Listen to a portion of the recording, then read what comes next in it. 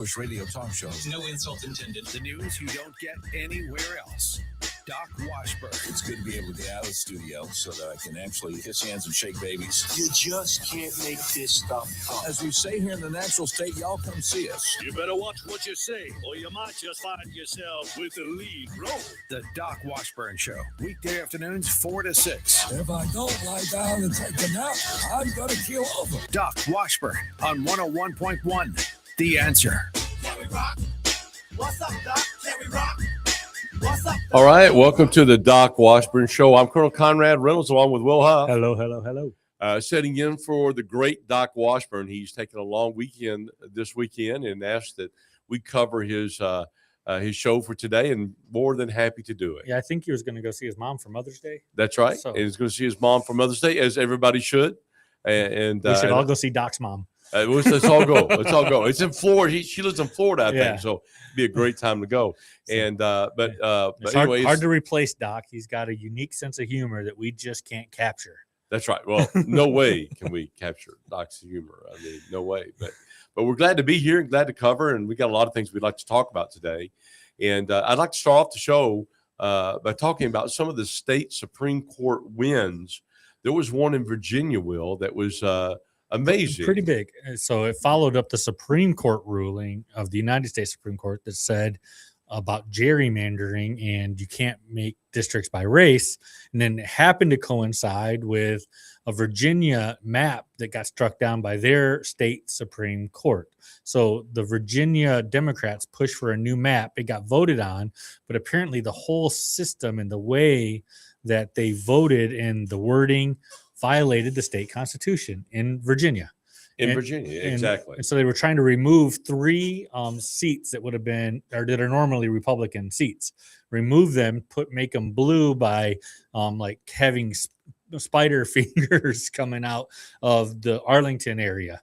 And so it would spread out through the state, and then they would be able to control the voting. Well, most people don't realize in Virginia, I mean, the whole western portion of Virginia, all through the Appalachians back, is all red, solid red through there. And what they did was they manipulated the northern zone and also down in around the Tide Basin area, which was around Norfolk, to some of the more liberal areas, and they basically got enough votes to make them blue. And get rid of just about every Republican seat in Virginia except for one, I think. Yeah. And so that's what they did. And if you look at the districts, what happens is it would stretch from the far west hundreds of miles, really skinny. Yeah, like a right down the interstate. Yeah. just follow it for hundreds of miles to just have the population core be near DC. Right. Where it's all liberal. Right. So anyway, to make a long story short, they were, if you remember, just a couple of weeks ago, they were absolutely. They were in hog heaven. And what did Hakeem Jeffries say?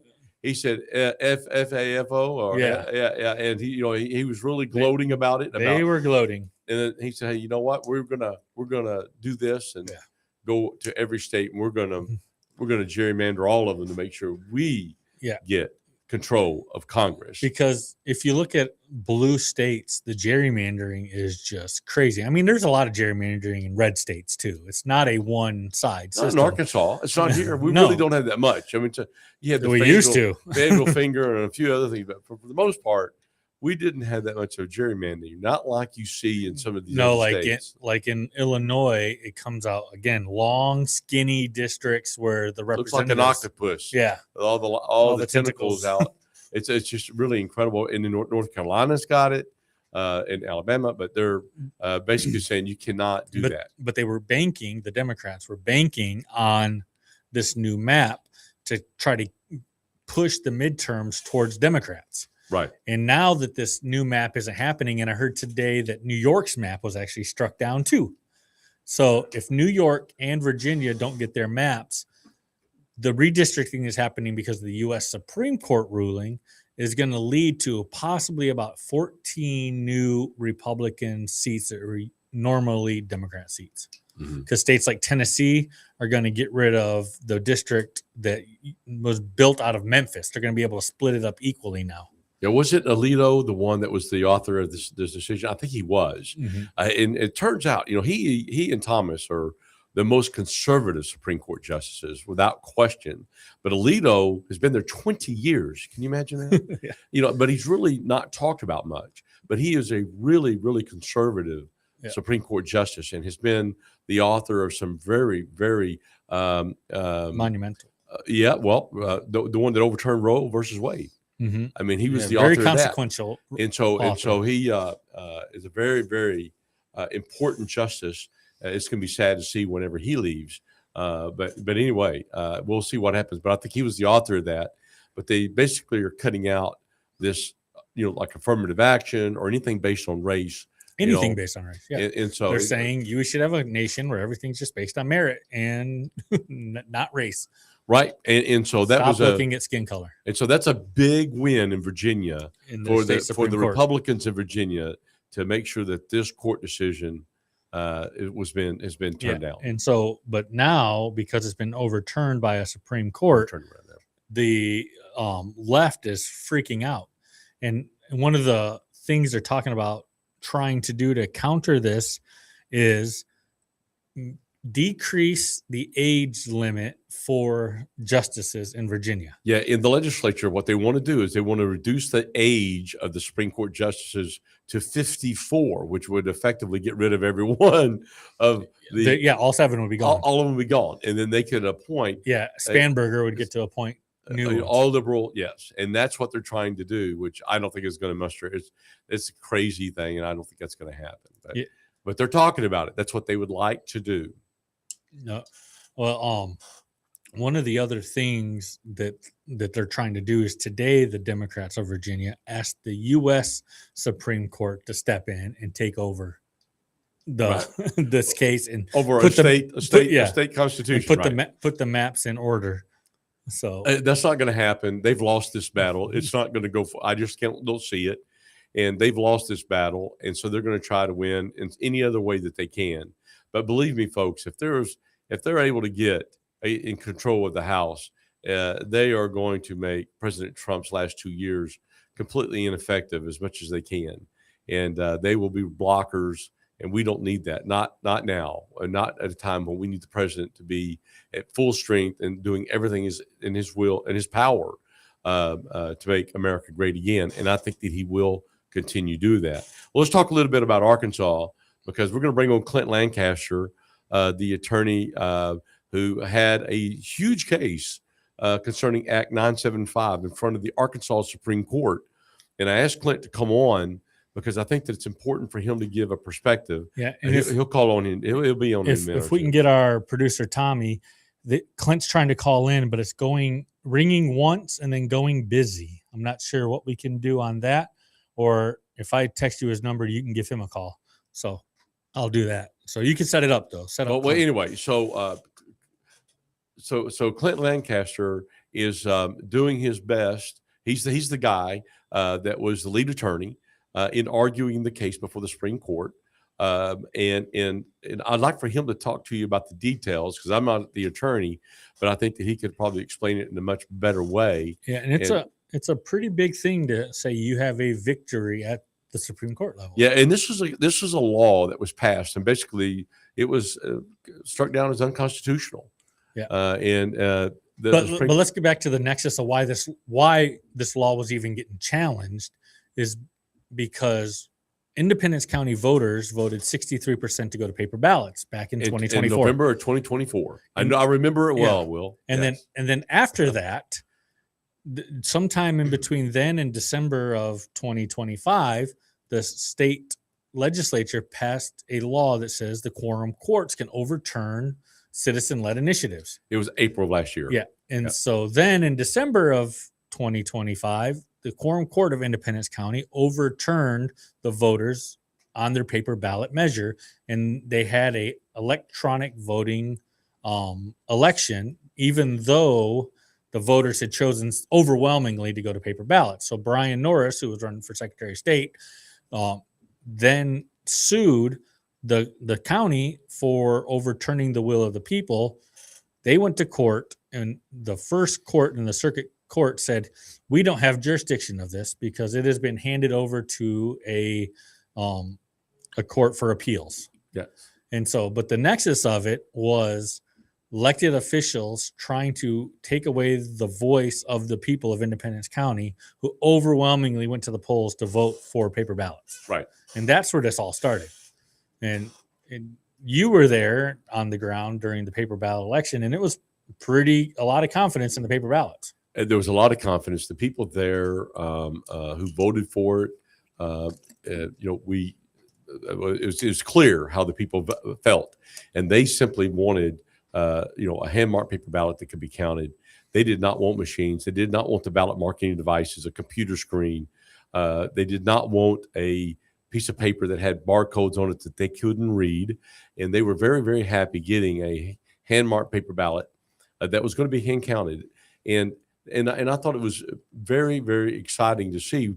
And also it proved what the Rasmussen polling had proved in October 2023, that the people of Arkansas, the vast majority, 73% of Republicans and 63% of everybody else, definitely want hand-marked paper ballots. So that's what the people wanted.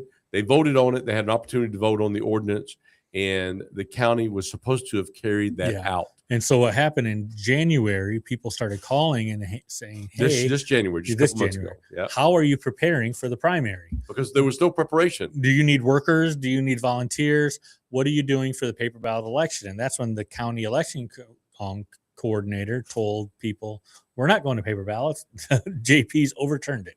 And that's what started this whole frantic frenzy of challenging the new law that says that JPs can overturn a citizen-led initiative, because the Constitution is very clear on who can overturn something. Right. It is a city council or the state legislature. That's right. With 2/3 of vote. And there's nothing in the state constitution that says that the quorum court can do that. No. Nothing. And yet, but the state legislature decided they would add that in, even though it wasn't part of the Constitution. And that was in response to Independence County voting to go to paper ballots. Right. So sequence of events real quickly. Independence County wanted to go to paper. There was an initiative and they got the signatures, and the county fought them all the way to the Supreme Court. Supreme Court said, you got to put it on the ballot. They put it on the ballot. They voted on it, overwhelmingly supported the move to get rid of machines. And then that was in November of 2024. 4 or 5 months later, April or so of 2025, state legislature passed a law and says, well, quorum courts, if you want to overturn it, you can. And guess what? The law becomes active on 1 November of 2025. Yeah. So 1 November, they had the ability. So they waited to after filing. Okay. And then in December, they decided the quorum court would overturn it. So virtually left no time for the people to find out about it and to respond to it. I'm going to call Clint on my phone here. We're going to do speakerphone because the phone lines at the studio went down. So okay. We'll try to do it this way and see if. Hey, Will. Hey, Clint, you're on the air here on the Doc Washburn Show on 101.1 The Answer. We're going to just hold my phone up to the mic and they'll hear you. Okay, sounds great. Well, I'm glad to be able to finally get through. I think y'all got some problems with the phone lines, but hey, we're rocking and rolling. All right. We overcome, Clint, welcome to the show. Welcome to the Doc Show. And listen, it looks like I want to make sure here. I think I have a quick break, unfortunately. So what we'll do is we'll take a quick break for a few minutes, and then we'll come back with you, Clint. So hang on the line because we want to talk about your win with the Supreme Court. Okay. We'll be right back. All right. What's up, Doc? Can we rock? What's up, Doc? Can we rock? What's up, Doc? Can we rock? The news never stops, and neither does your schedule. That's why we're here, keeping you up to date with all the biggest stories of the day. We're 101.1 The Answer, where Little Rock comes to talk. Did you hear Congressman French Hill on the Dave Ellswick Show? 50 years, we have tried sanctions. We've tried selective elimination of their most outrageous military leaders that have fingerprints on attacking and killing Americans, like Soleimani. We've done that under Bush, Obama, Trump 1, even modestly under Biden. We've attempted sanctions, and none of that has compelled them to stop their nuclear program. Again, as I say, President Trump is like, I want to clean out the barn of these persistent challenges that America faces to our national security around the world. And our national security is our trade relations, bilateral economic relations, the safety of our Americans that are traveling as tourists, of our military deployed abroad. And I want to get our allies to do more, whether it's in Europe or in the Gulf states, to defend the region in the Persian Gulf and be the first line of defense. So he's making big strategic decisions. Congressman Hill, Wednesday mornings at 7 on the Dave Ellswick Show, 101.1. The Answer. President Trump has triggered a $200 billion tech disruption, and Wall Street is asleep at the switch. This $200 billion investment in chip technology could make today's artificial intelligence chips obsolete. Technology that will make today's AI data centers a thing of the past, like IBM's old mainframes. While most investors are focused on old-fashioned AI, there are 3 companies quietly building a trillion-dollar triangle that could transform every tech sector on Earth. These 3 companies are gearing up to develop and manufacture supercomputers the size of a dinner plate. Institutions like Vanguard, BlackRock, and State Street are pouring more than $200 billion into this AI revolution. Investment guru George Gilder has been predicting tech revolutions for more than 40 years, including the iPhone, Netflix, and Amazon. Now he's got his finger on 3 companies whose technology will change tech forever. Log on to trilliondollartriangle.com to find out which 3 companies are working on what could be the biggest tech disruption since the internet. trilliondollartriangle.com. That's trilliondollartriangle.com. This radio station is always on, but sometimes you need more content that you can take with you anywhere. That's why we invented the SalemPodcastNetwork.com. You'll find all the great hosts on this radio station, plus a few more, like Charlie Kirk, Dinesh D'Souza, Trish Regan, Jenna Ellis, and Dennis and Julie. There's literally no end to what we can teach you. It's like radio on demand, and just like radio, it's always on. Go find out what you're missing. Load the app, SalemPodcastNetwork.com. 101.1. The Answer. Here at 101.1, The Answer. We're dedicated to you. Yeah, we talk about the issues that matter most and provide unique insights so that you'll be as informed as possible. 101.1, The Answer, where Little Rock comes to talk.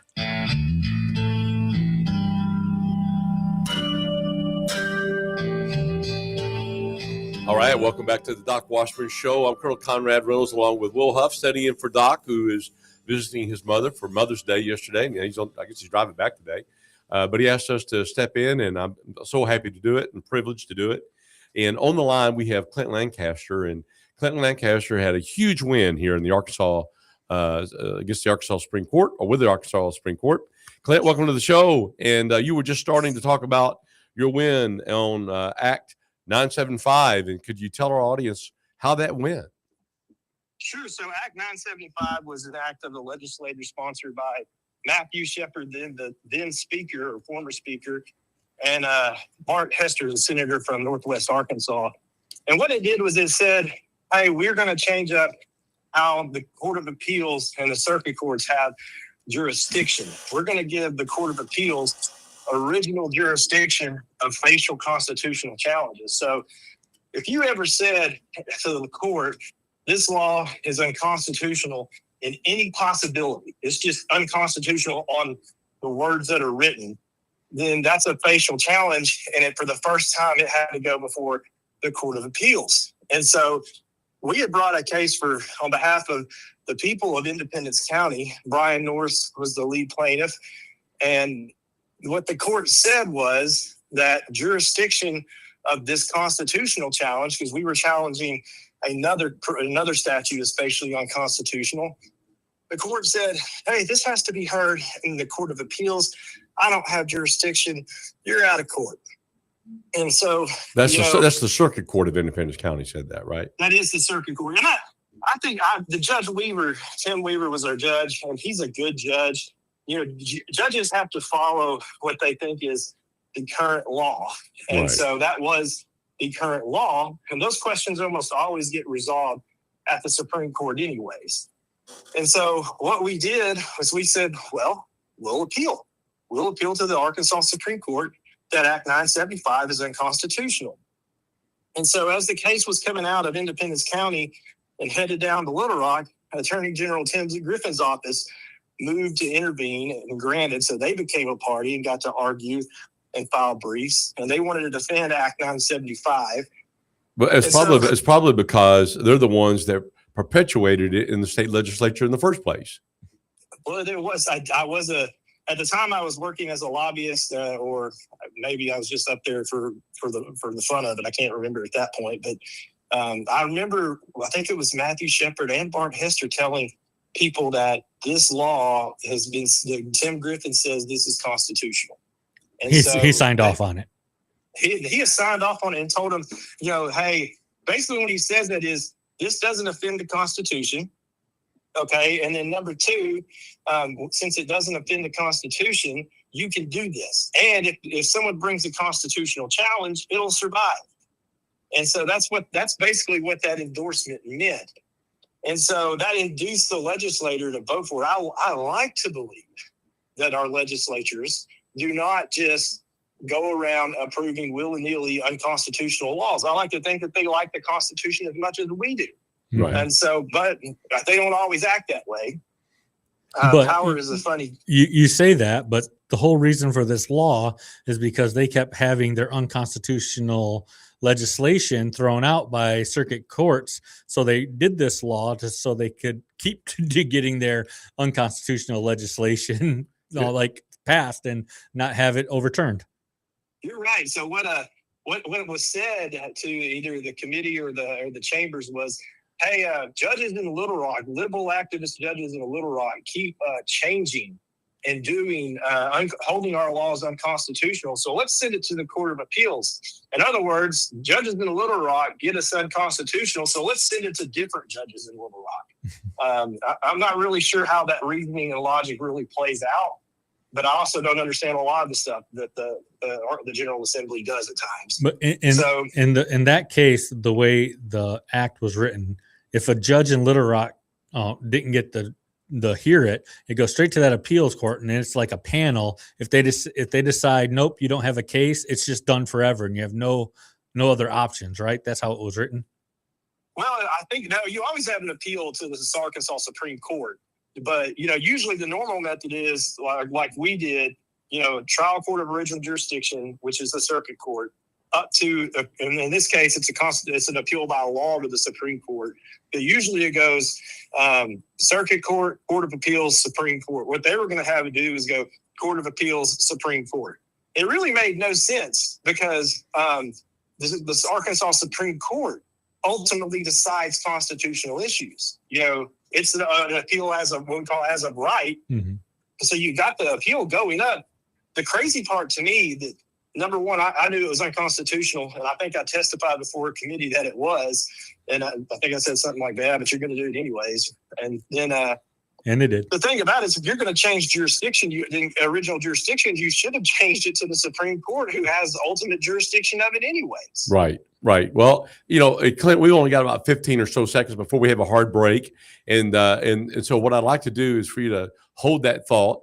And then when we go to the hard break, as soon as we come back, we can pick up on that, because I think it's really, really important for people to understand how this process works here in Arkansas. We'll be right back on the Doc Washburn Show in just a few seconds. Some people never come clean. I think you know what I mean. With SRN News, I'm Keith Peters in Washington. Democrats have filed an emergency appeal to the U.S. Supreme Court seeking to halt a redistricting rule by Virginia's top court. The state court had invalidated a ballot measure that would have given Virginia Democrats an additional 4 winnable U.S. House seats. Virginia voters narrowly approved a constitutional amendment last month that let Democrats redraw political lines in time for the November elections. The Supreme Court is leaving women's access to a widely used abortion pill untouched until at least Thursday, while the justices consider whether to allow restrictions on the drug mifepristone to take effect. On Wall Street, the Dow up by 95 points, the Nasdaq rose 27, The S&P 500 advanced 13. More details at srnnews.com. You've probably heard all those ads for life insurance. Just a few dollars a day, apply online in minutes, no medical exam. Simple, easy, and cheap, right? Now you're thinking, maybe I should get a quote. Well, smart thinking. Everyone should have life insurance. But here's what they don't tell you. Those few dollars a day rates, they're for young people in perfect health. That's why everyone calls Big Lou the 50 to 60-year-old not-so-perfect candidate. Like you. You take prescription meds and you're overweight. Winner, fried chicken dinner. Well, Big Lou works with life insurance companies that want people like you with no surprises after you apply. In fact, if you're a 50-year-old guy with a few health glitches, Lou could probably find you $1 million of term life coverage for about $200 a month. So yeah, you need life insurance. But unless you're young and healthy, you got to call Big Lou because he's like you, older, heavier, and on meds too. Get a quote right now at 800-555-2085. 800-555-2085 or Big Lou. Are you about to turn 65 and you're confused about Medicare? Hi, it's Doc Washburn. My friend Tammy Chase is a local Medicare enrollment specialist who meets with you in person and makes it simple.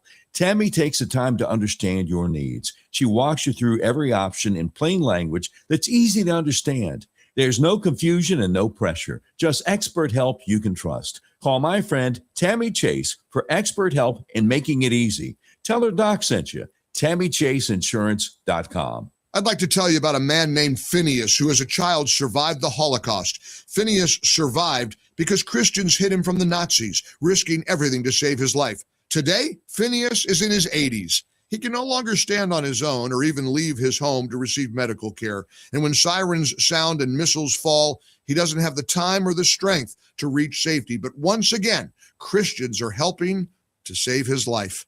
Through the International Fellowship of Christians and Jews, a mobile clinic brings doctors and medicine right to Phineas's doorstep, providing care that he otherwise would not receive, especially during a time of war. Phineas said, "Christians saved my life during the Holocaust, and now again, they are helping me." As Israel's Holocaust Remembrance Day approaches, remember these precious children of God by lifting them up in prayer, asking for his protection, his comfort, and his peace. Stand with Israel in prayer by visiting supportifcj.org. That's supportifcj.org.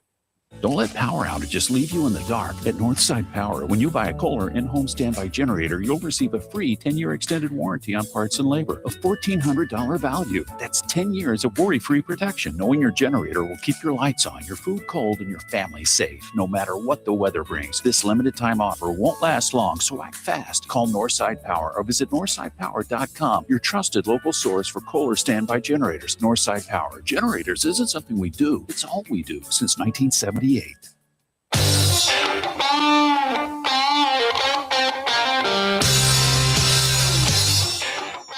All right, welcome back to the Doc Washburn Show. I'm Colonel Conrad Reynolds along with Will Huff, and we're sitting in for Doc today. He's visiting his mom for Mother's Day down in Florida, and I think he's on the way back, but we'll see. But anyway, we've got Clint Lancaster on the phone, and Attorney Clint Lancaster has done wonderful things here. He just had a huge win at the Arkansas Supreme Court a week and a half ago, or right at it.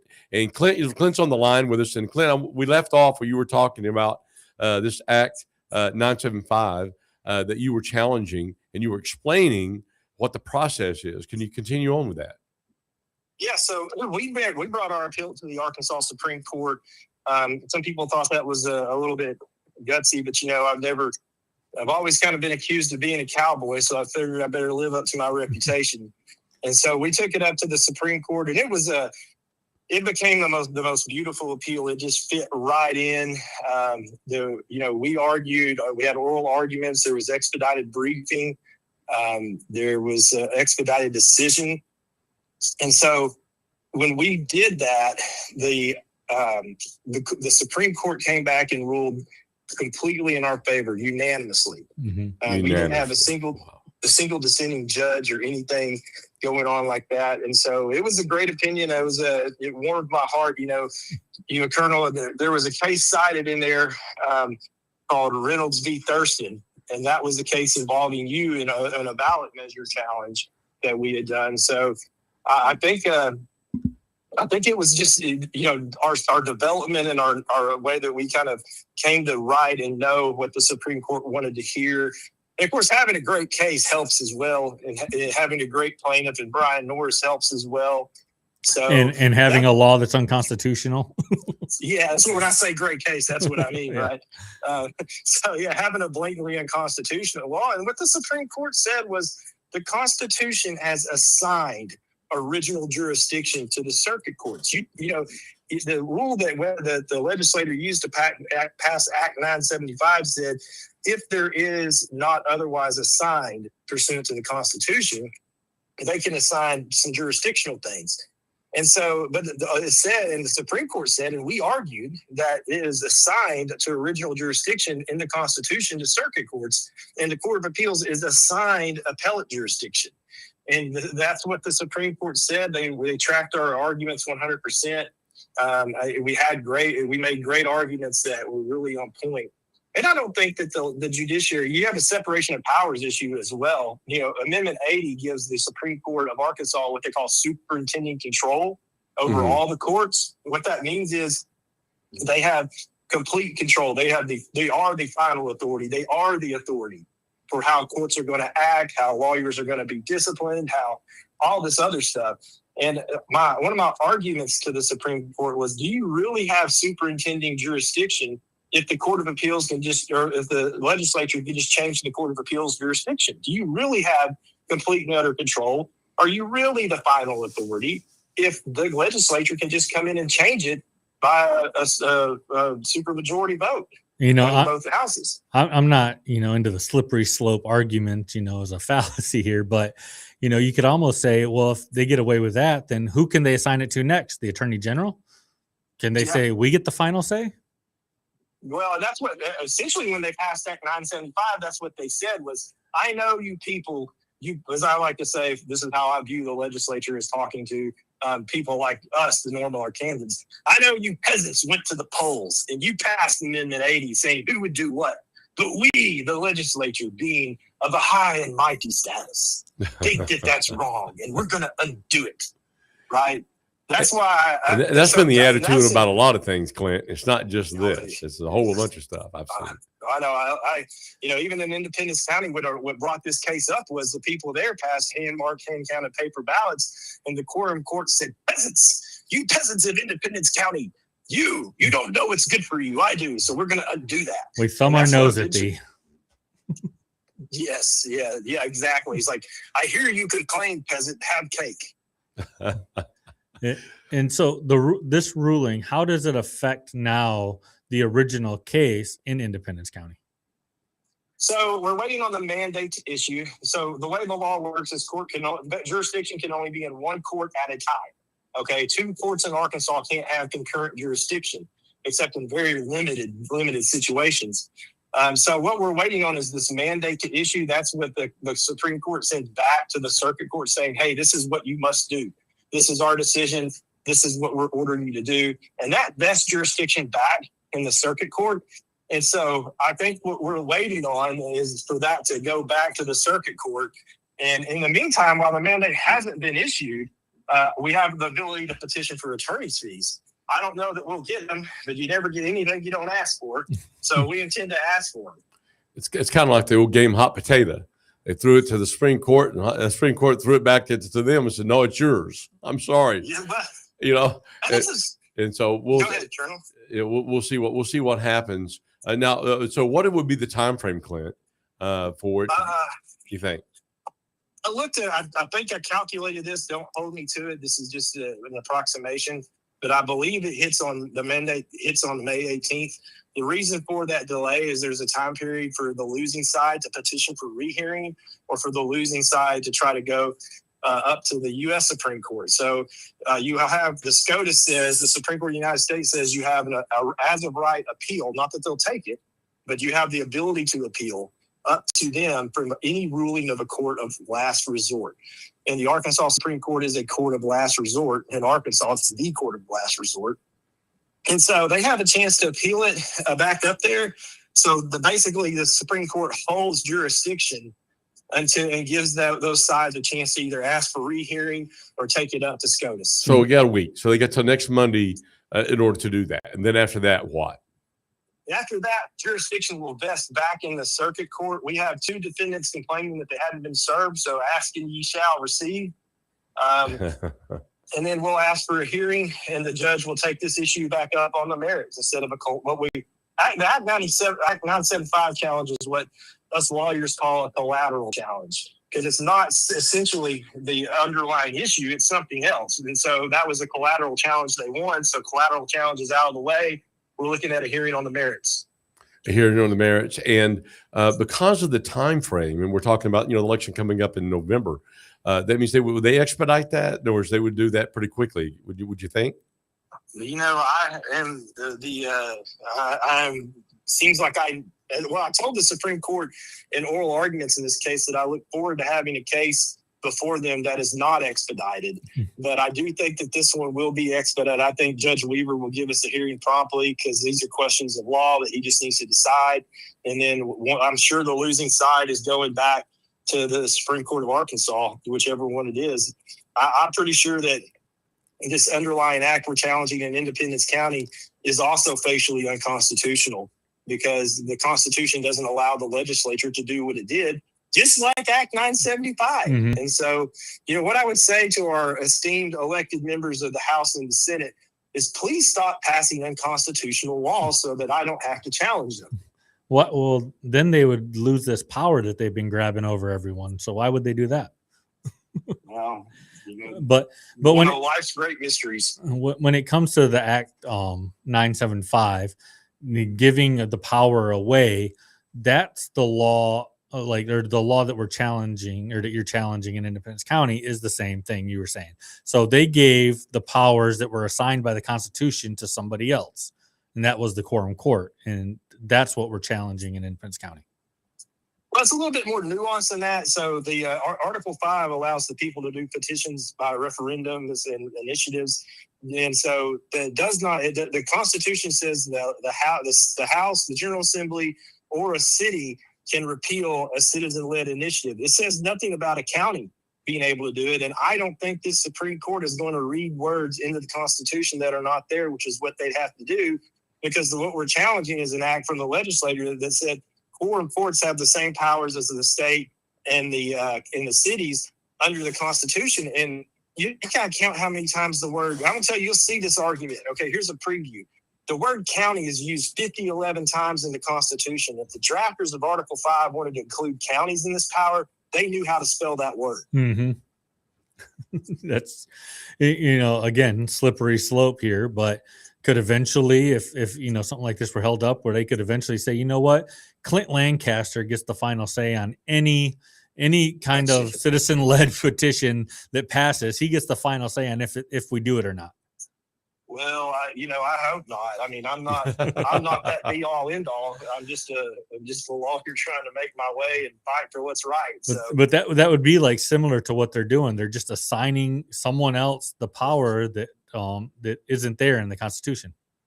Correct, they are, and they're just if this is upheld, this underlying act, what you're seeing is the people's power under the Constitution being further diluted. And I don't see this Supreme Court letting that happen. This Supreme Court it's a conservative Supreme Court. We have a conservative majority, as you want to call those. But I mean, I'll say this, Justice Baker or Justice Goodson were in the majority on this. And it's just, so I don't think it's necessarily we got to look to the politics or alleged politics of the court to just see, hey, this straight up isn't in the Constitution. They knew how to do it.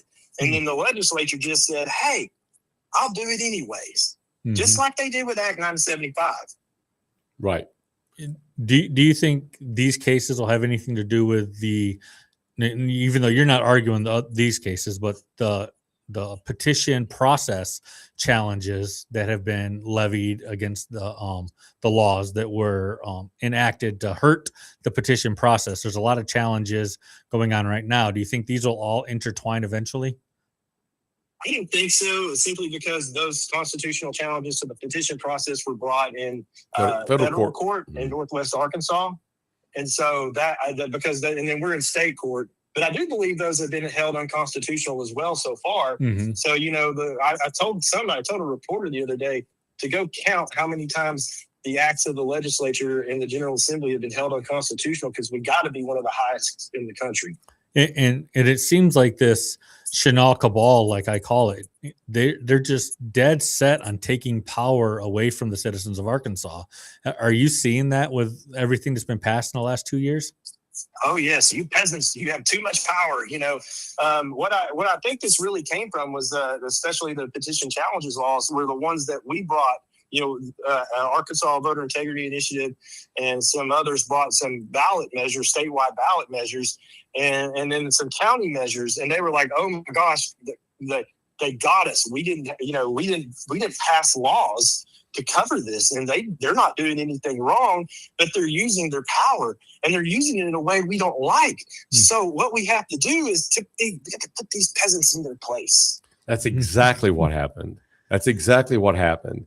And what they wanted to do was try to punish those who ran those petitions in any way they possibly could. And they made a referral to the AG's office to do that. And obviously they found out that everything that was done was completely legal. And it's just that they never anticipated that. And then they got mad about it. Yeah. They didn't like it because we were smarter than them. Yeah. If I remember right, I was a lawyer on that one too. So it was a lot of fun. It was a lot of fun, but they got mad about it. So what is your prediction? Or you maybe don't want to make a prediction right now, but what do you think is going to happen in the Independence County case? Well, Colonel, as you and Will and Doc and his listeners. We got 30 seconds. We got 30 seconds. 30 seconds. You've heard me say I believe I'm going to win right up until the moment that I lose, but I think we're on solid ground because I don't see these courts reading words in the Constitution. We got a little wiggle room. This is a soft break, but I just want to. One other thing I want to ask you though is you refiled a complaint for Brian Norris in a Secretary of State race. So is Brian Norris done running for Secretary of State, or is there still a possibility of some things happening? There's still a possibility of some things happening. That Saline County election was not secure. It was not properly run. And it's a shame that the people of Saline County, it's really a shame the people of the state get hometown by the hometown candidate's county. That's the shameful part. I think there needs to be major changes in how elections are run in Saline County, and I've been very vocal about that. And what was your challenge there in Saline County? What was the problem with their election? Well, they didn't have seals on their ballot boxes. They just taped them up. They didn't allow the candidate's observer to be within 3 feet of the counting of the ballots like they're supposed to be. And that's a big deal. Most people who've never been in one of those situations don't understand. When you're farther away than from 3 feet, if you're 8, 9, 10, 11, 15 feet, you can't see anything in order to challenge anything. So it's very critical that you're there where you can actually see what's going on. And the fact that they didn't allow that when state law says you have to, that's a big faux pas, right? That's a big problem. That is. Even when I did Trump's recount up in Wisconsin in 2020, they had probably, I would say, 500 people in there total, and they all let each observer, one for Biden, one for Trump, be within 3 feet. And what they did was they put a table up and said, you have to stand 1 foot from the other side of this 2.5 foot table. Yeah. So, but at least you can see, and at least you can observe, and that's the whole point of it. If you can't observe, how can you double check? How can you? And and elections are supposed to be fully transparent. Yeah. And also these recall, and also the count. And if there's not, then at least Saline County had great chain of custody documentation signed off by multiple people, right? I don't think they had any of that. Oh, wait, that's right. That's part of the problem. Yeah. That's part of the problem. Well, we appreciate I think Clint. they need to go watch Washington County and Miller County run theirs because they ran tight elections. Yeah. Thank you for having me on the show, guys. Hey, thanks, Clint, for coming on, and we will have you on again, I'm sure, when we go down this road a little bit. Take care. Thank you. And we'll be right back on the Doc Washburn Show. I'm Colonel Conrad Reynolds, setting in for Doc on 101.1 The Answer.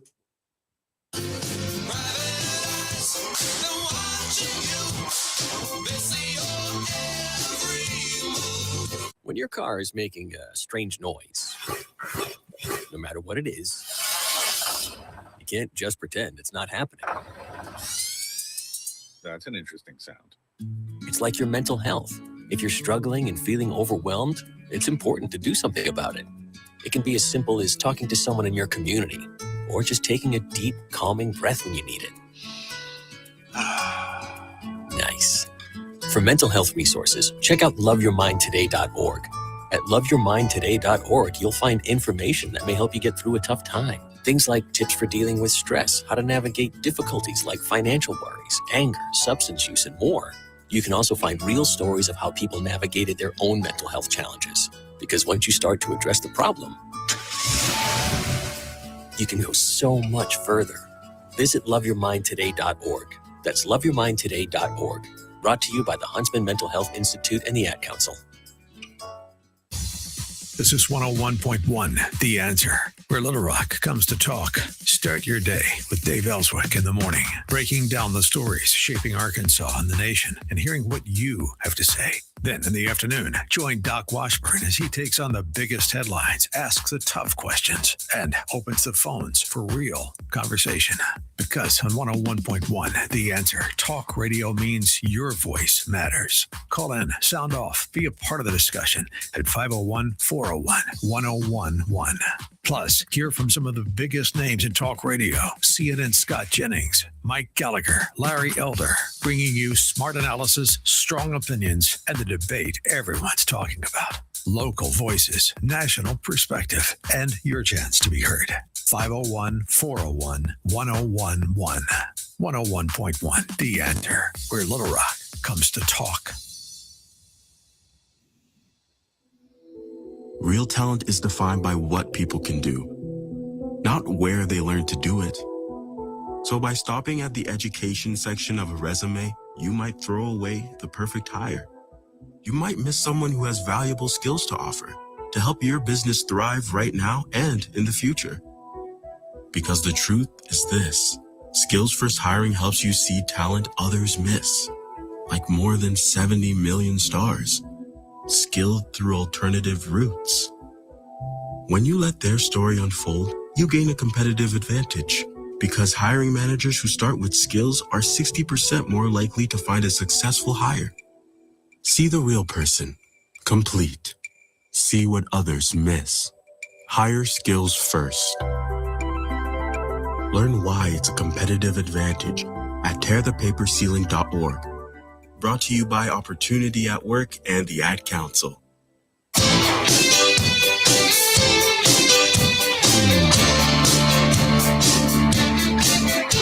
All right, welcome back to the Doc Washburn Show. I'm Colonel Conrad Rose along with Will Huff, setting in for Doc. And listen, we had a great guest on just now. If you missed it, it was Clint Lancaster. And Clint gave a really kind of an update on where he was with his big win with the Supreme Court here in Arkansas about a week and a half ago, where he won on a case concerning Act 975. So this is another time now that the Arkansas legislature has been overturned for writing unconstitutional laws. And this one has ramifications because when they do more unconstitutional laws, like is in their MO, they can actually get challenged at lower courts without having to go up to an appeals court. So it has long-term ramifications. Norris v. Independence County is going to be cited for a while.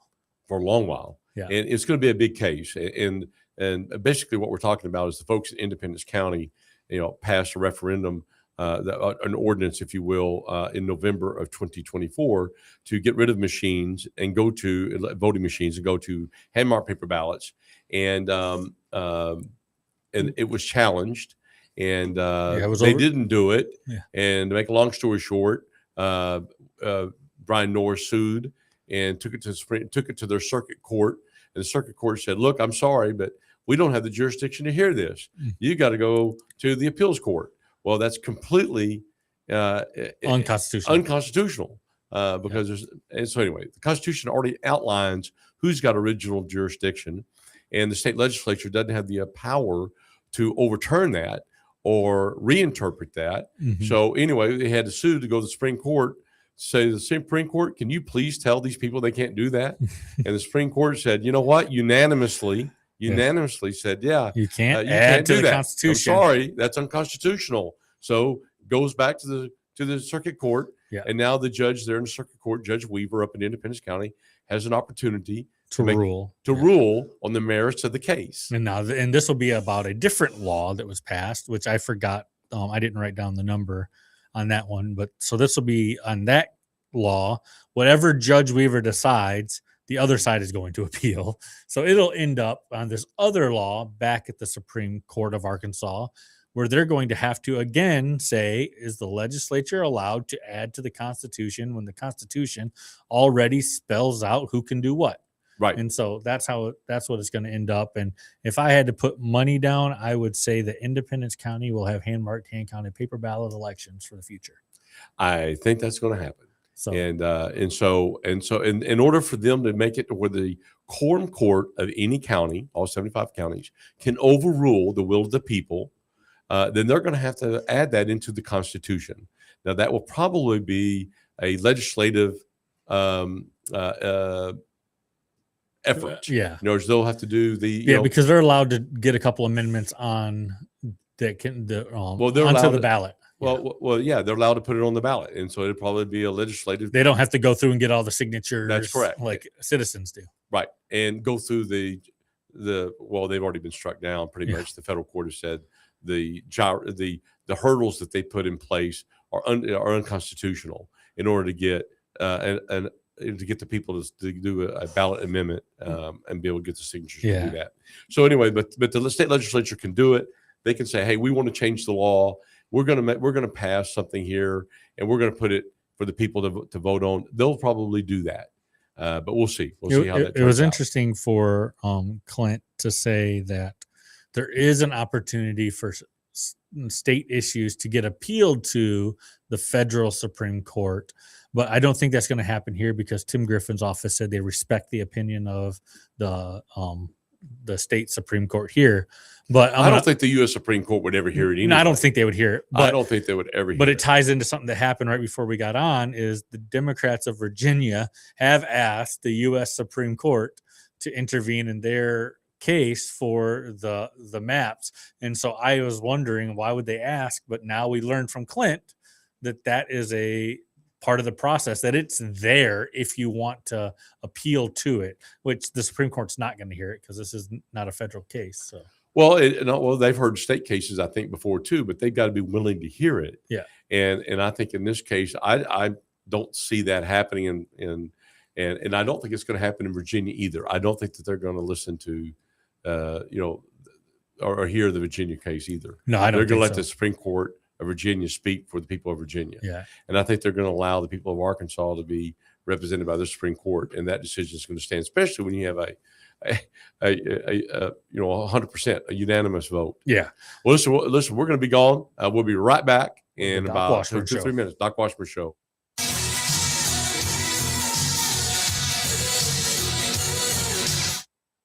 In the world of generators, trust, not marketing, defines success. Northside Power is the trusted name when the power goes out. We're ranked #1 in generator sales, service, and installation. No gimmick and no side hustle. No matter your home's needs, Northside Power installs, service, and monitors generators 24/7.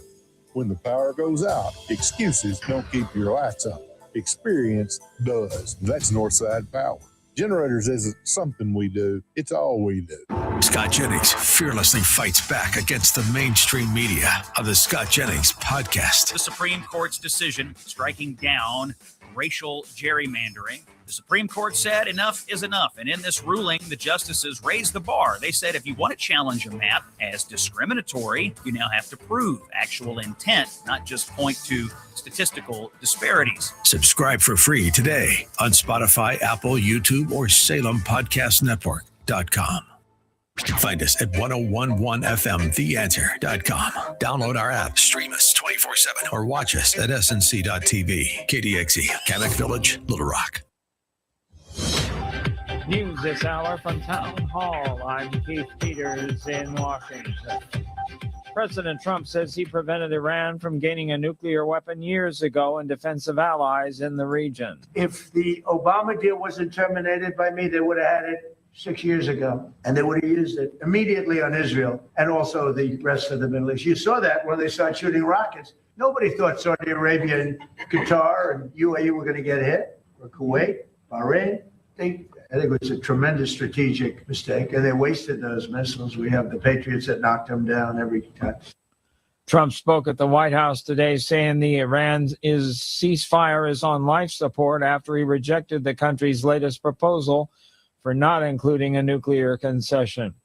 There's jail time for 2 Israeli soldiers. 2 Israeli soldiers will spend weeks in military prison for desecration of a Christian object after one stuck a cigarette in the mouth of a statue of the Virgin Mary in southern Lebanon, and the other photographed it. The photo with the dangling cigarette went viral, sparking widespread outrage. That photo circulated days after images of another Israeli soldier wielding an axe against a statue of Jesus on the cross. That soldier also received military prison time. I'm Lisa Dwyer. A California man accused of storming the White House Correspondents Association dinner while armed with guns and knives has pleaded not guilty to charges he attempted to kill President Trump and fired a shotgun at a Secret Service officer.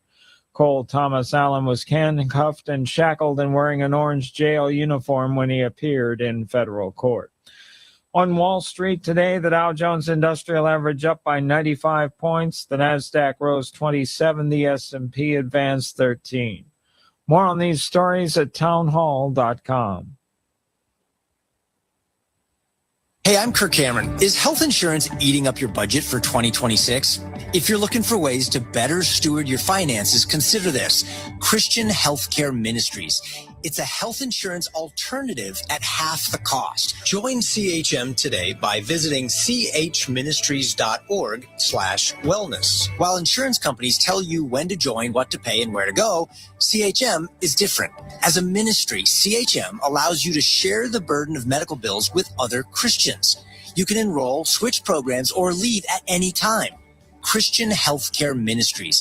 It's a world of difference. CHM has 4 flexible programs. You can pick any certified doctor, surgeon, or hospital that you want for eligible care. So make the switch. Take your paycheck back from health insurance this year. Join CHM today by visiting chministries.org/wellness. That's chministries.org/wellness. With your news flash, John Loretta, 101.1 The Answer. The state's highest court has upheld a rule that prevents an inmate from communicating with another incarcerated inmate in a same-sex marriage. The policy also prevents inmates from communicating with other incarcerated individuals. Federal cuts may reduce food aid in Arkansas. Nutrition assistance programs could be impacted statewide. Little Rock Mayor Frank Scott Jr. running for a 3rd term. Scott first elected in 2018, reelected in 2022. The Arkansas State Library Board is proposing new funding restrictions that restrict minors' access to sexually explicit materials or risk losing state funding. Tammy Chase Insurance, your local insurance expert, taking the time to understand your needs with no confusion and no pressure. Find out more at TammyChaseInsurance.com. John Loretta with your news flash on 101.1 The Answer.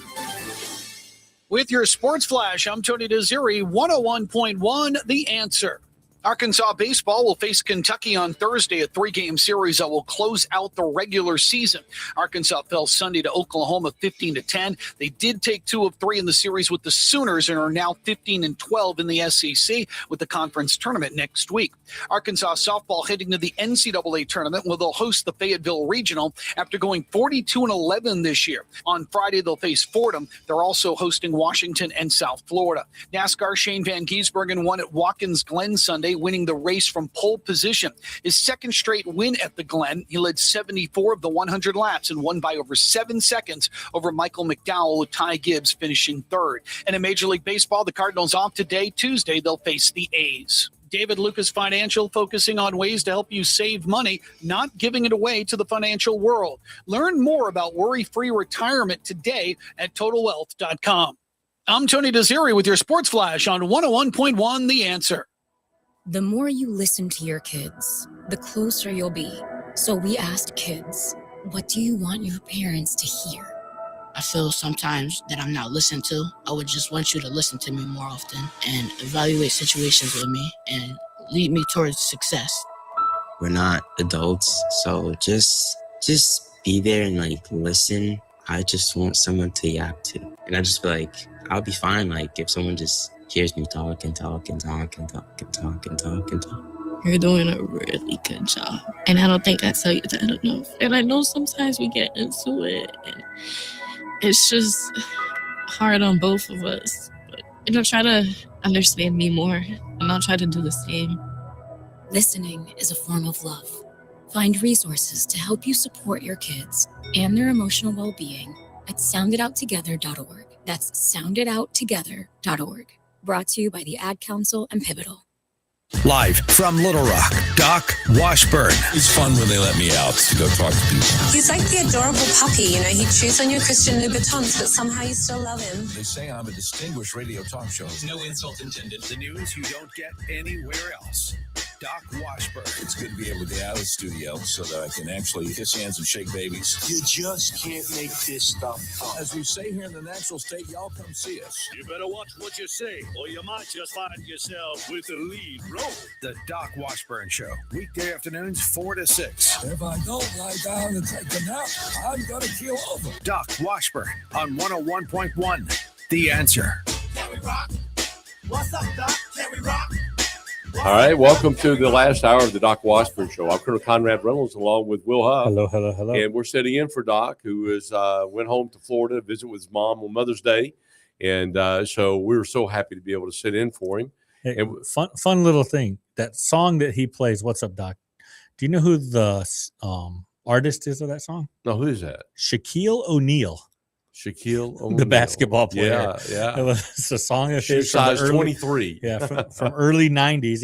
That was a song that he had. So anyway, fun little factoid for the listeners who might not have known that. I did not know that, and I don't think they care either. But anyway, no. But anyway, it was good. Well, listen, we're glad you're with us. We have a couple things to talk about. We just talked the last hour, if you weren't with us, talking about Clinton Lancaster's win at the Supreme Court here in Arkansas on Act 975, which they deemed to be unconstitutional, along with many other laws that apparently have been passed have been unconstitutional. But that's the one that they unanimously said the Supreme Court. The Supreme Court said it was unconstitutional, and that was a big win for Clinton Lancaster. Yeah. And so it's good. Well, what's interesting is the same week that the Arkansas Times or Arkansas Slimes, whatever you want to call them, they were calling Clint Lancaster names for suits he's filing. The next day he wins, and they're just so happy about the win, but they didn't mention Clint Lancaster was the lawyer who got the win. So that was kind of a funny turn of events there on the paper, because the day before they just talked so badly about him. And then the next one, he has this major win at the Supreme Court, and they don't mention his name. They don't mention his name because they don't want to give him a pat on the back for doing the right thing for the state. Well, and he did, and he's fighting for the citizens of the state. That is what he was doing. What is the state motto of Arkansas? Yeah, the people rule. The people rule. That's right. And this past few years in the legislature here, they've been just whittling away at that aspect. The people rule. We are not being represented. We are being ruled. We are not the ruling. It's clear. It's clear. All you got to look at is look at the laws that are being passed, folks. But anyway, hopefully we get that change. We're going to try to change that and try to move that along. And hopefully the governor will help us in doing that. And speaking of the governor, I gotta tell people, I mentioned on my show last week, but about a little over a week ago, and we all brag on our kids, and I of course I want to brag on mine as well. But my daughter's done real well. She's Conway High School, and she was salutatorium. She out of 717 students, she's number 2. Yeah, and she had a top female. She had a 4.49 grade point average. Did really, really well. And one of the things that her school, had the top 2 students go to the governor's scholastic, kind of a get together meeting, honoring all the students across Arkansas. Every school district. Every school. 2 students from every school, and they got to come down and have a picture with the governor, and of course their families got to go. And guess where I was? I got to go and go to the governor's mansion and have a picture with the governor and her husband, and they congratulated each and every one of these young people who graduated at the top of their class, and it was absolutely. I have to take my hat off to her, and I will, because that's a whole day. I mean, I'm talking about 600 or so students that they got to sit and take a picture with. Yeah, and we saw how long the graduation lasted at Conway with those students. Oh, and my that goodness. that was quick. Just shake hands, get off the stage, not giving time to a student and a family. And to her credit, her husband's credit, they introduced themselves to every family member and congratulated them as she congratulated me on my daughter's achievements, and took a picture and was very gracious about it. So I thought that was great. And, give credit where credit's due. That's a long day on your Saturday. It was a beautiful Saturday. Yeah. Not last Saturday, the Saturday before last, but they actually, it was a good event, and I'm glad they do that. And one of the things is that we have talked about is no matter how you feel about who the governor is at the time or the president, it's a position that you respect and that you teach your kids to respect. Exactly. And no matter what politics is going on, you don't ruin it for the kids. Right. And for them to have a picture with the governor is going to be something they get to say 40 years from now. My accomplishments got me to the governor's mansion, and I got to meet the governor. Right. So, that's exactly right. And so it was a good time, and I just wanted to bring that up. But it was good seeing going being back in the governor's mansion again. The first time I was there, by the way, the first time I was ever there, I was 3 years old. My dad was a state policeman, and he was way back in the 20th century. He was the security detail for Orville Faubus, and there's a video. I got a video of me in the governor's mansion there during that time frame, which was amazing. But anyway, I didn't realize they had video when you were a child. Yeah, they had it was 8mm, man, 8mm, and I got it. But anyway, that's fine. Yeah. I've actually never been to the governor's mansion here. I don't think I'll be getting an invite anytime soon, but you never know. You never know. Now, if Doc had been elected, I might have had a shot. So, well, you never know what the future holds. So just keep that one in mind. Well, let's talk a little bit on the national level, and I because there's a lot of things happening, and there's a lot of hints being dropped that there's some big things coming here in the future. So in terms of election integrity and proof that the 2020 election was manipulated. Yeah. And what the chatter around DC is, and we have contacts in DC who have called us and let us know that they are ready to start explaining to lawmakers what happened. Right. Because the SAVE Act is stalled. The Save America Act, and that needs to get passed. Stalled. By the way, folks, it's stalled by Republicans. They could do away with the filibuster and pass it tomorrow if they wanted to do that. Yeah, because it's not a law. It's just a handshake rule that they've been working on. Where the filibuster. You could just say, you know what, we're not doing that now, and we're going to do what we want. And they did that. I mean, Harry Reid did that back in 2009 or 10 in order to get some of Obama's political appointees and some of the court. Yeah, they call it the nuclear option. And they did. So we could do the same thing. And we should do the same thing. They don't do it. And that is a problem right now. But go ahead. Let's talk a little bit about, you got a clip, right? Yeah. Actually, so first last week, John Solomon from Just the News. I met John Solomon. He's a really good guy. Yeah. And he's on the side of the people wanting safe, secure elections. And he has been, he hasn't really come out and talked about electronic manipulation in the past, but now his tone is starting to change where it's seeping in that at least things were tried in his, and we'll play the clip here, Tom, and then we'll discuss it after. Oh yeah, that's the second one. There is a growing body of evidence, compliments of DNI Gabbard and FBI Director Kash Patel and CIA Director John Ratcliffe, that the government was aware of foreign intrusions in our elections starting in 2020, 2022, 2024, and that there was an effort to keep this information from the people in the government who most needed to know about it. The President of the United States, the Congress, which has a statutory right to be notified anytime there's been a foreign intrusion in our government. The evidence that we unveiled this morning, which are in unclassified documents that were transmitted around the intelligence community after Tulsi Gabbard's DIG, its Directors Initiative Group, looked at some records, have some bombshells. There's an allegation that a CIA analyst was asked to change CIA documents to hide foreign influence efforts in the 2020 election. There's an allegation that they massaged President Trump's PDB in 2020 so they wouldn't have to tell him about potential foreign intrusions.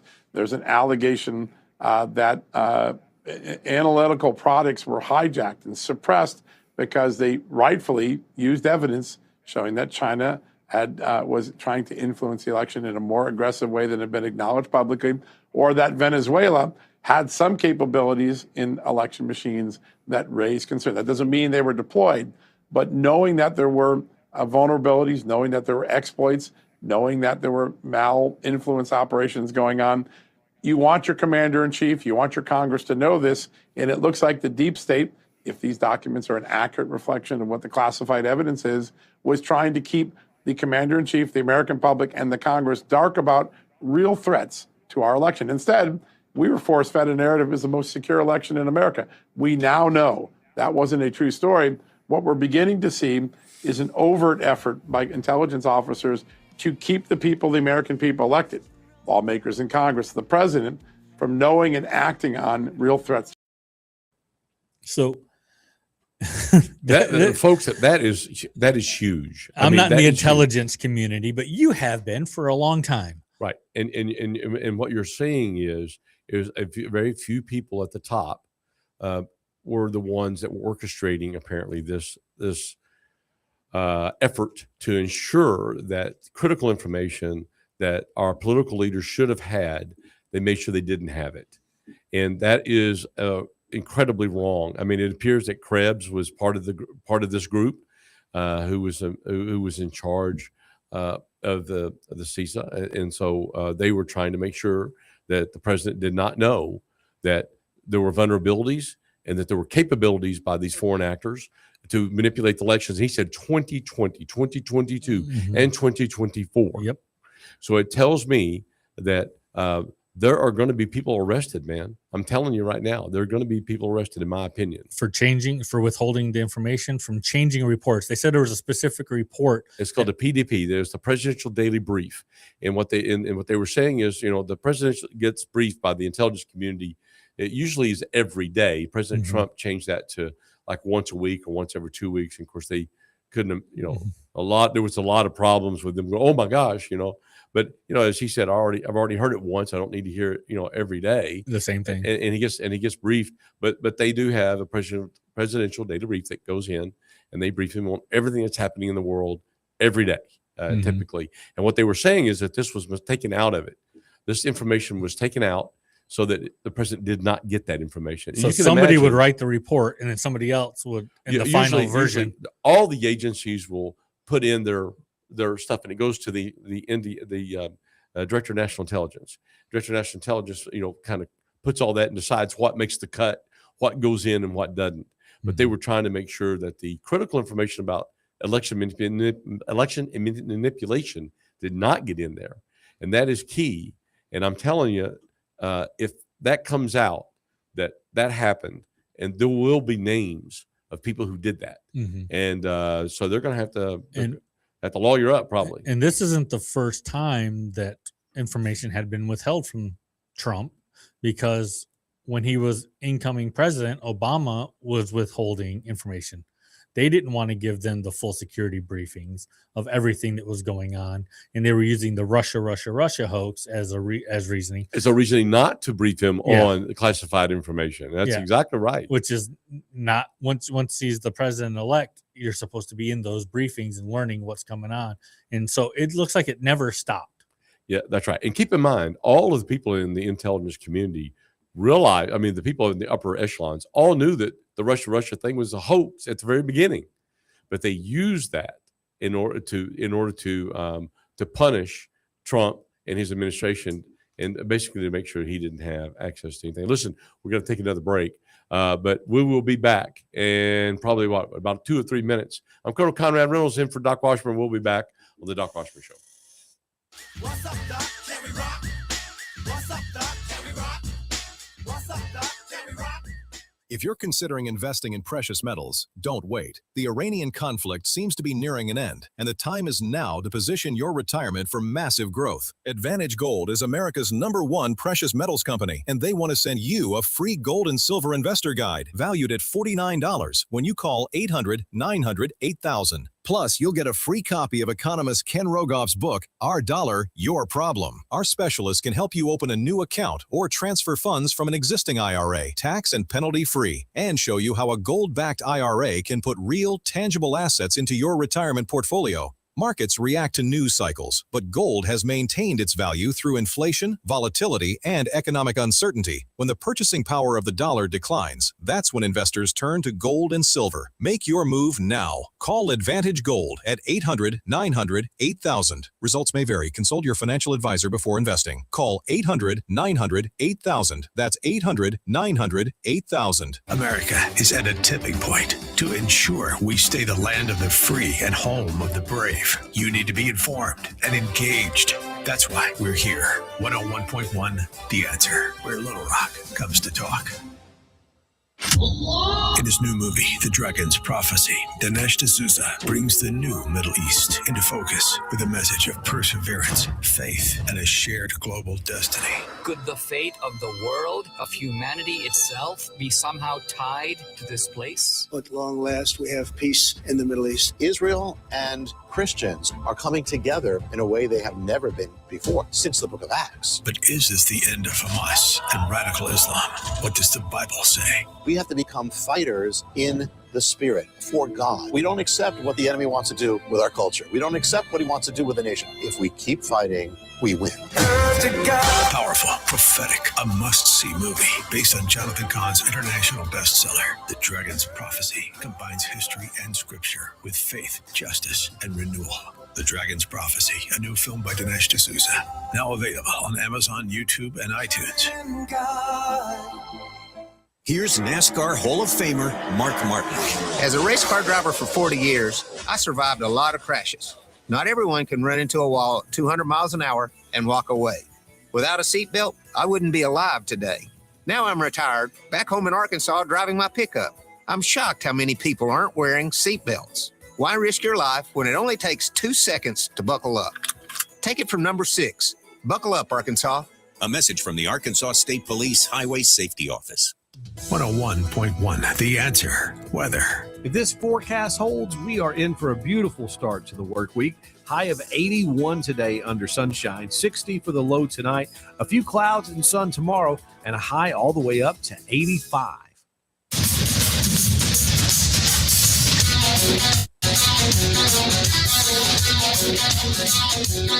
All right, welcome to the Doc Washburn Show. I'm Colonel Conrad Reynolds, along with Will Huff. We're setting in for the great Doc Washburn here on Monday, May 11th.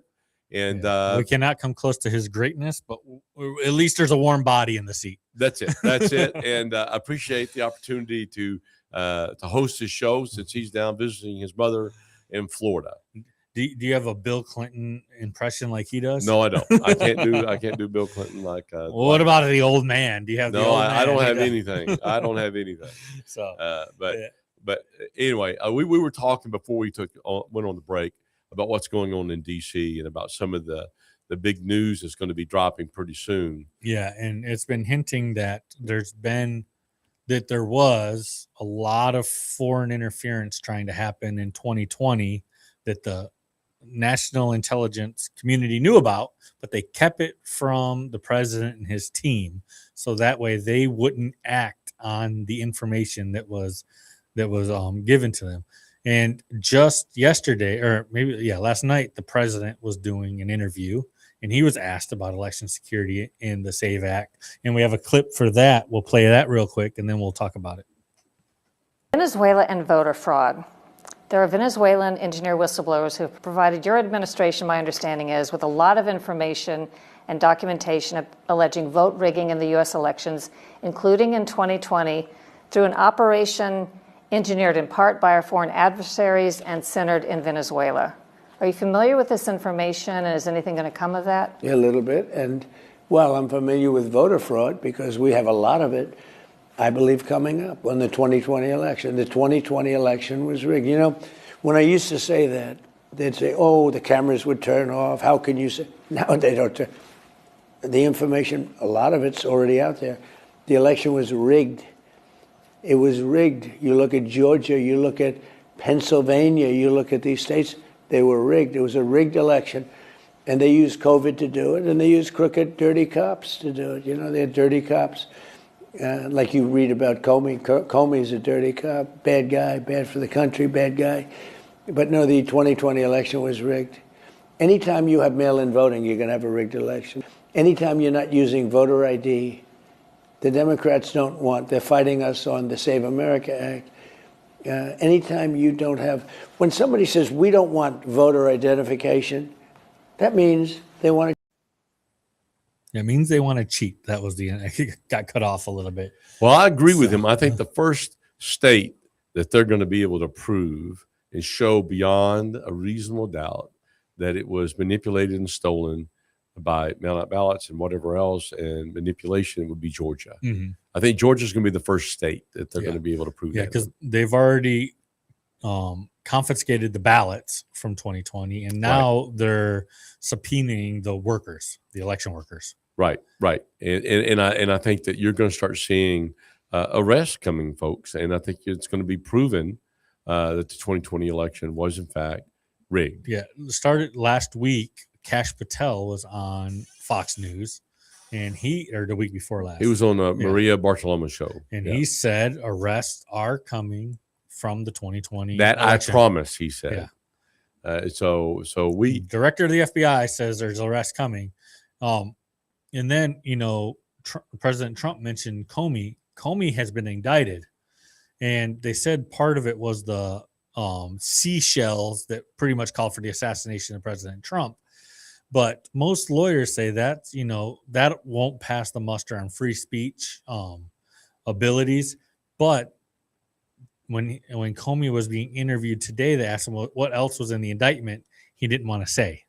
Right. So it's not just the seashells. There are other aspects to the indictment that he's been charged with. So if a grand jury saw evidence of some of these things, it could be related to what's going on with what the president just said.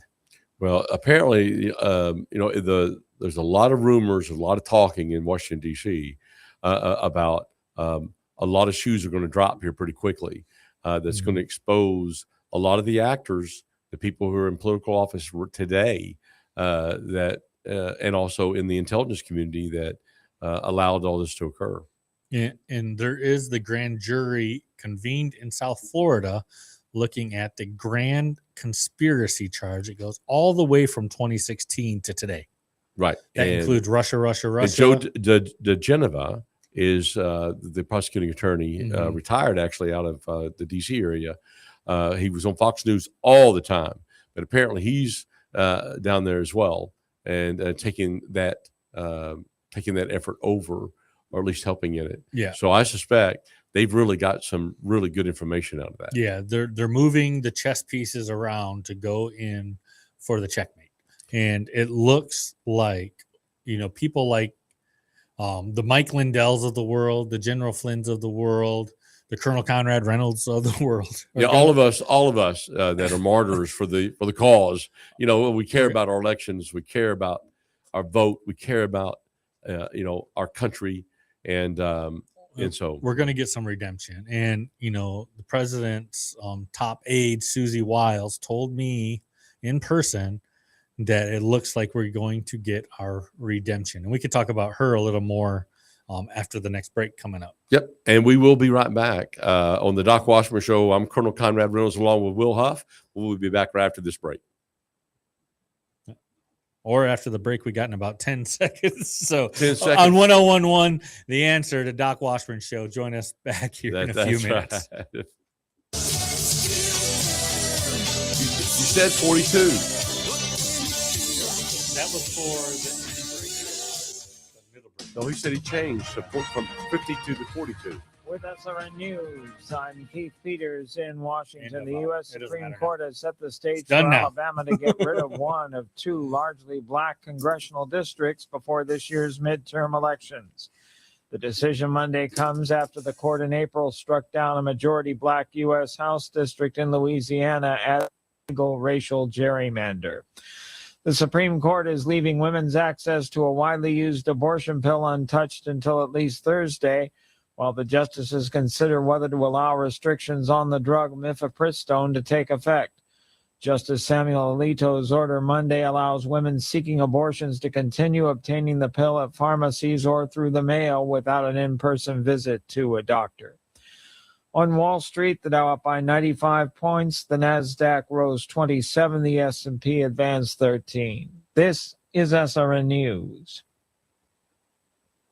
Maybe this is you too. There's enormous frustration right now with healthcare costs. It is amazing. Healthcare costs for families in the last 20 years have almost tripled, and it just keeps getting worse. All this to say, this is why MediShare is so in demand right now. People are looking for alternatives, and MediShare is proven you can save thousands of dollars a year and actually like it more. Over 1 million Americans are now part of healthcare sharing, and MediShare is the gold standard. It's trusted. It works. It's been helping people save money and have peace of mind now for 30 plus years. It's not some big impersonal thing either. It's a community of people like you helping each other. So yeah, if you're frustrated too, here's your chance to make a refreshing change. You'll notice the difference as soon as you call. They're easy to talk to. You can get a price within 2 minutes. Here is the number. Call 844-45-BIBLE. That's 844-45-BIBLE. 844-40. This is Hugh Hewitt for townhall.com. Since the battle with Iran began on February 28th, there have been so many reports of, quote, deals with the rump regime atop the ruins of Iran's Islamic Revolutionary Guard Corps, it seems almost silly to respond to another one. But I trust Israeli journalist Amit Segal. On Wednesday, Segal summed up the supposed framework. The most salient part is said to include, and I quote, negotiations are still underway on the duration of the Iranian enrichment freeze. 3 sources said the freeze would last at least 12 years. 1 source estimated the final outcome would be 15 years. End of quote. That, in and of itself, makes this a terrible proposed deal, one that would draw fierce criticism from the GOP's Iran hawks who want President Trump to finish the job, no enrichment of uranium, period, and finish the job in dramatic fashion. President Trump doesn't surrender leverage. He's got it. We have to hope he uses every ounce of it. We bring you the biggest news stories of the day. Not to tell you what to think, but to allow you to have the most information so you can make up your mind. 101.1, The Answer, where Little Rock comes to talk. Larry O'Connor sees big government at work again. Corruption in California, as the governor wants to give everybody free diapers. $20 million so that you can get 400 diapers. And if you're trying to do the math right now, it makes no sense. It makes no economic sense. And by the way, it's a lot of things, this idea, but one thing it ain't is affordable. O'Connor and Company. Weekday mornings at 6, right before Dave Ellswick at 7 on 101.1, The Answer. We have truth on our side. Truth, common sense, and the belief in what's right.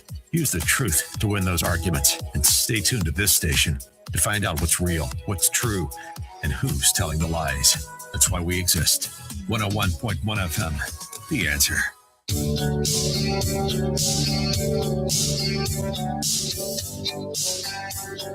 Welcome back to the Doc Washburn Show. I'm Colonel Conrad Reynolds along with Will Huff. We're sitting in for Doc on this Monday, who is coming back from his visit with his mother in Florida for Mother's Day, and we're glad to be here sitting in his chair. Although we can't fill the great Doc Washburn shoes, but we're trying our best to entertain you as you drive home today. Just trying to keep it from burning down. Keep it from burning down. Keep it from burning down. Well, you were talking about, Will, the Supreme Court ruling and how that affects other states. Yeah, as far as representation. Well, first, before we went to break, we were talking about Susie Wiles. Oh yeah, the Susie, President's Chief of Staff, and personally, she had told me we were going to get redemption. That was August of last year, and so we've been antsy, wanting things to happen and move quickly. But now, for the first time publicly, Susie Wiles has said the 2020 election was stolen. Right, and so she was on stage. And that's a big deal. It's a big change because April of last year, she basically, or what is it, when she was saying that she had to break the news to the president that 2020 was legit. 2020 was a legit. That she thought it was a legit election, but now she's changed her tune apparently. Yeah. By August, seeing more information, now she knows. Yeah, we had known by August because again, she told me personally.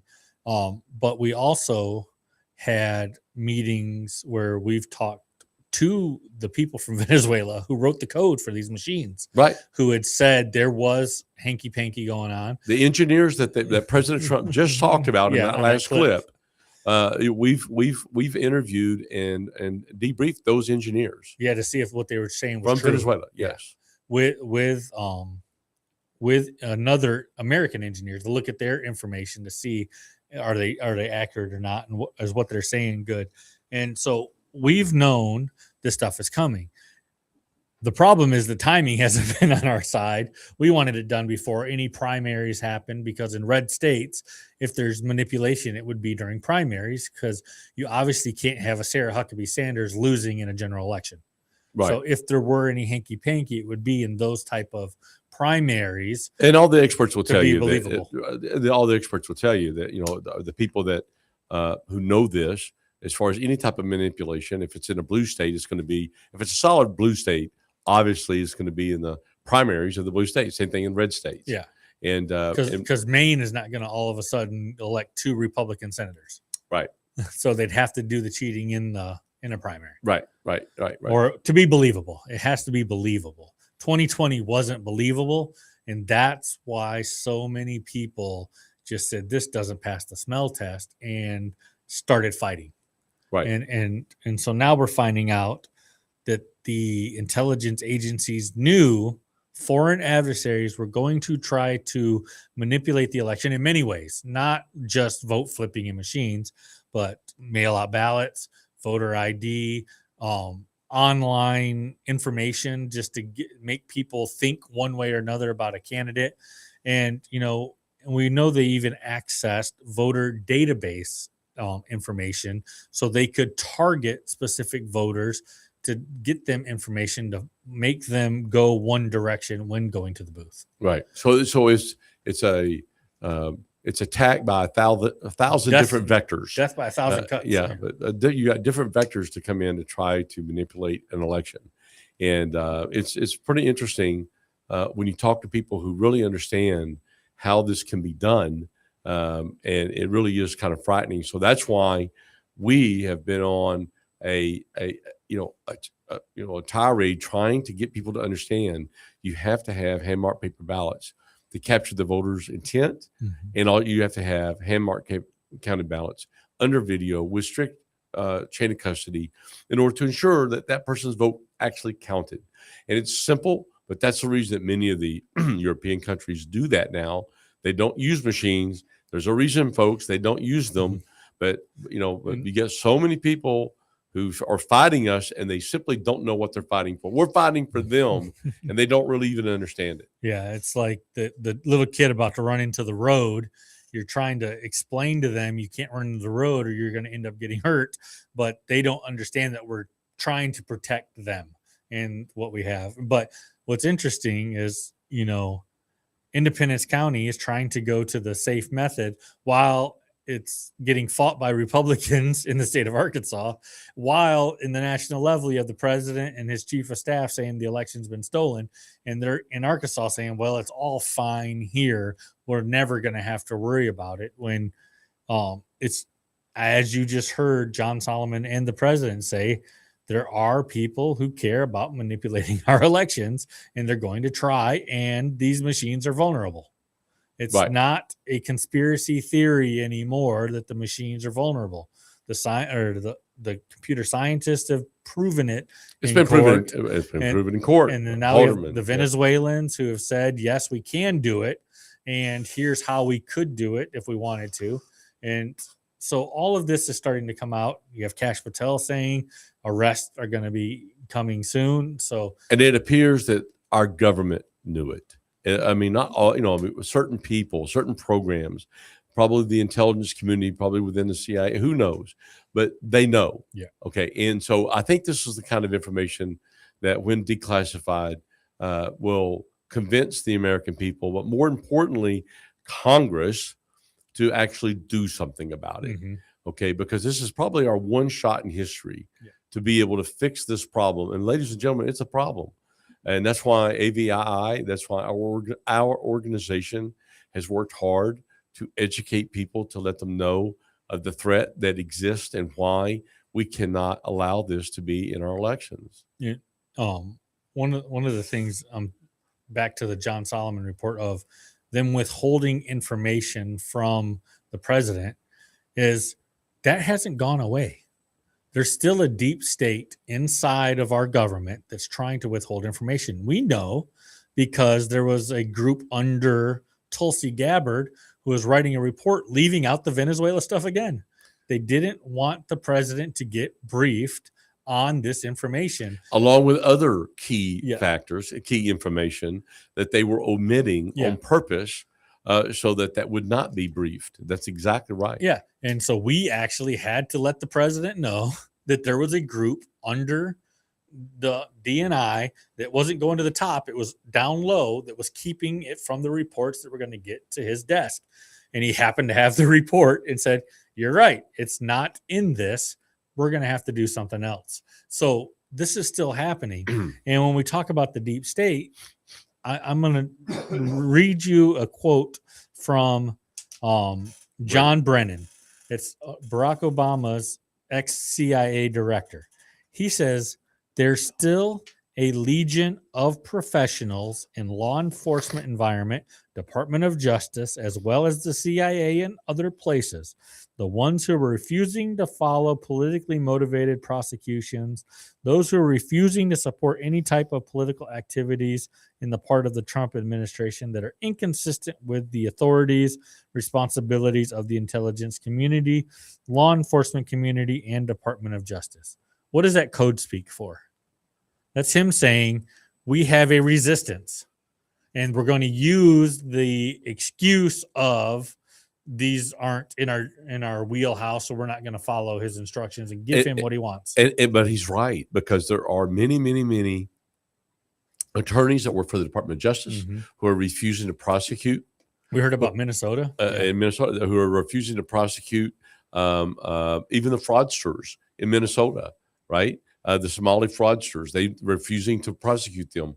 In fact, there's been ads put out now by the Department of Justice looking for attorneys who would be willing to go to work for the Department of Justice, because they're given a big signing bonus. They've got so many of them who are unwilling and who have resigned or quit because they're unwilling or been fired. That's true. To do the things that need to get done to fix our country. But that's what because they are liberal thinking. They are liberal individuals who happen to be attorneys working for the Department of Justice who don't agree with the Make America Great, the MAGA mandate. They just don't agree with it, and they need to go. And they won't follow the law just because of the Trump derangement syndrome.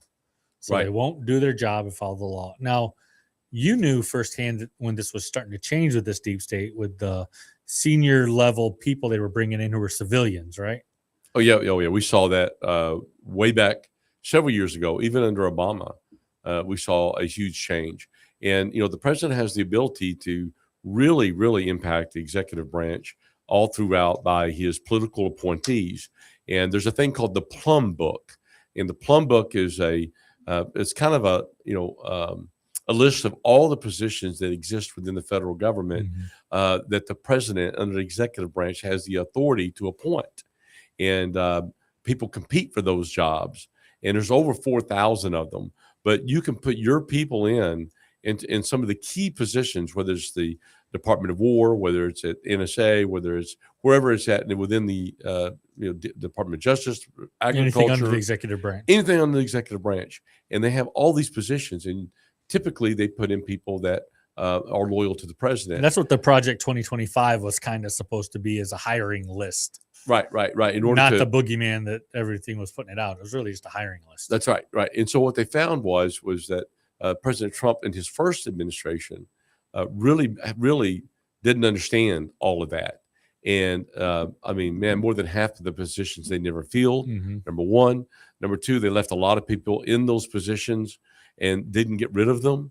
And they were there undermining everything that he was doing. That was a big problem. In this particular case, they still haven't filled a bunch of those positions. I mean, there's still a lot of positions that could be filled, but they got to be filled with people that are loyal to his agenda. And it's hard to find those in Washington, D.C. Yeah, because the problem. people who live in that area and work there are all liberal. Well, a big majority of them are liberal. And the other thing is that they know that President Trump is only here for another 3 years, a little less now, 2.5, and he's going to be gone. And they're still going to be living there with a house payment. Yeah. So a lot of them don't want to do what needs to be done because to fix it. They don't want to be on the outs after he's gone. That's right. So and as Brennan just said, there's a legion. It's not just a couple people. He said a legion. So there is a deep state still running counter to the president. Right. And it goes all the way, folks. And we know this. Will and I know this because we spent months and months and months up in D.C. last year. We're going to be going back this year for several weeks. The fact of the matter is that there are a lot of people who are in the administration itself who are not on Team Trump. They're not on the MAGA side.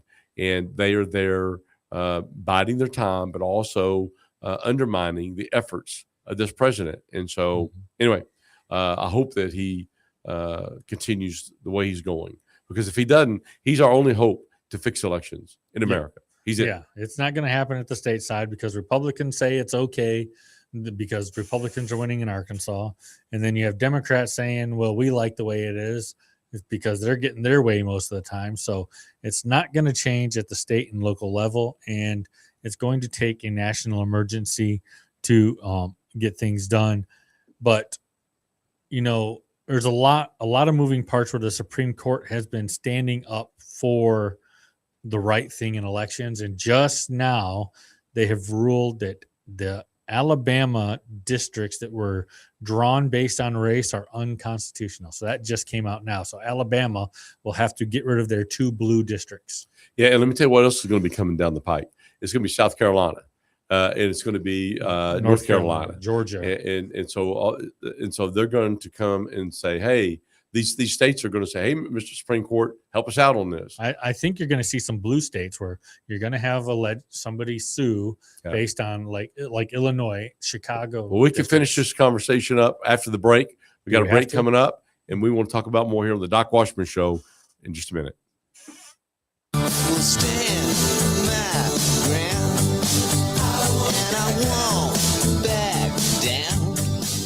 This is 101.1, The Answer, where Little Rock comes to talk.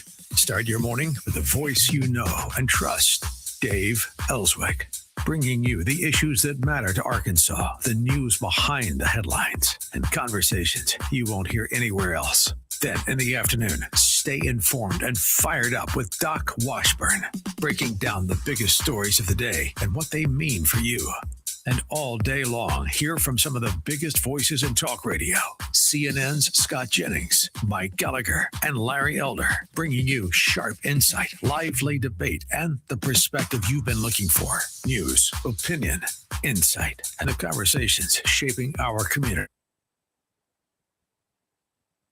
Natural state and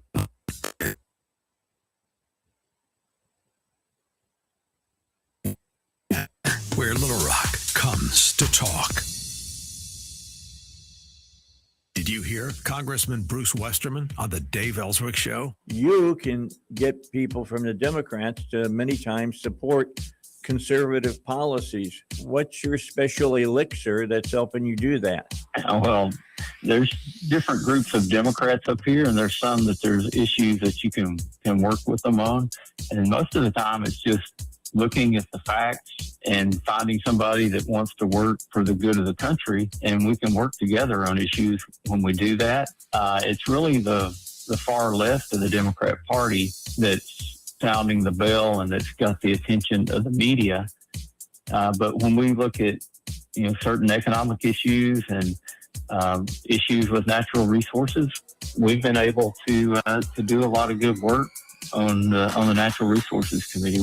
Don't miss Congressman Westerman, Wednesday mornings at 7:30 on the Dave Ellswick Show, 101.1, The Answer. When your car is making a strange noise, no matter what it is, you can't just pretend it's not happening. That's an interesting sound. It's like your mental health. If you're struggling and feeling overwhelmed, it's important to do something about it. It can be as simple as talking to someone in your community, or just taking a deep, calming breath when you need it. Nice. For mental health resources, check out loveyourmindtoday.org. At loveyourmindtoday.org, you'll find information that may help you get through a tough time. Things like tips for dealing with stress, how to navigate difficulties like financial worries, anger, substance use, and more. You can also find real stories of how people navigated their own mental health challenges. Because once you start to address the problem, you can go so much further. Visit loveyourmindtoday.org. That's loveyourmindtoday.org. Brought to you by the Huntsman Mental Health Institute and the Ad Council.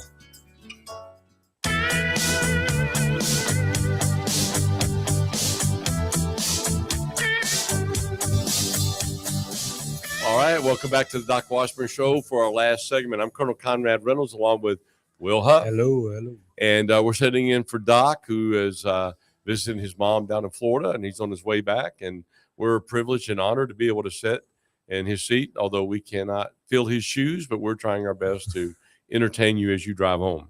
Yeah, it's been good having a voice like Doc back on the air in Arkansas, because, he was kicked off of the air from another station because he refused to get the COVID jab. And now it's being shown that he was one of the smart ones. It was one of the smart ones. In fact, I saw where the military is really trying to make it right with all the military members who refused to take the shot and they kicked them out. Mm-hmm. They're bringing them back in, and Secretary Hegseth, and they have bent over backwards to make sure that they were treated right. Another lady who has been a friend of our shows, a personal friend of mine, Carrie Lake. I want to congratulate her, because if you haven't heard, she's been nominated to be the ambassador to Jamaica. Yeah, man. Yeah, man. And so and I want to go down to Jamaica and get a tour of the embassy there when she goes there. Of course, she's got to be confirmed by the Senate.